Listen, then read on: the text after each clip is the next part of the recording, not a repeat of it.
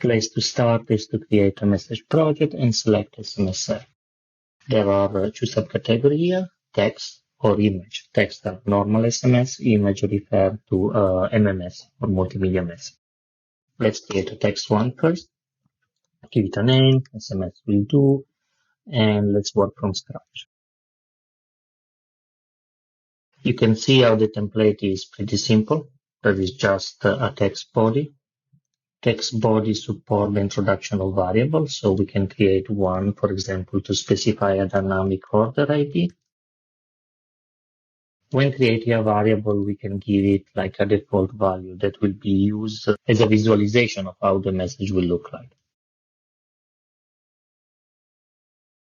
So once we create a variable, we can go back to the editor, and here by clicking on the variable sign, introduce the order ID.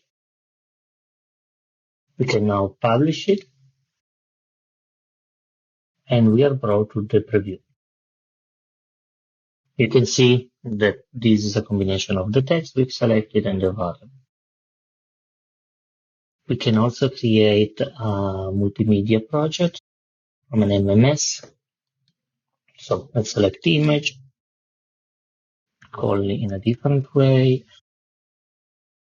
And once we get to the editor, we see that the format is a little bit different. There are two content. One is an image. You can see that it's populated via stock file. You can either upload whatever you need or add a URL.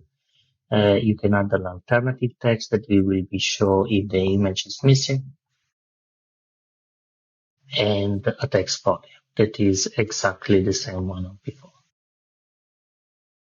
If we publish it, there is something that you have to keep in mind is that the preview will show you how the MMS will look in any country that does not support MMS. Today, MessageBird support MMS only in the US and Canada. In those countries, you will actually be able to send an image. In any other country, the image will be substituted by an URL. So if you send a message, for example, to France, France doesn't support MMS, but your user will be able to click on the link and see the image that you are sending.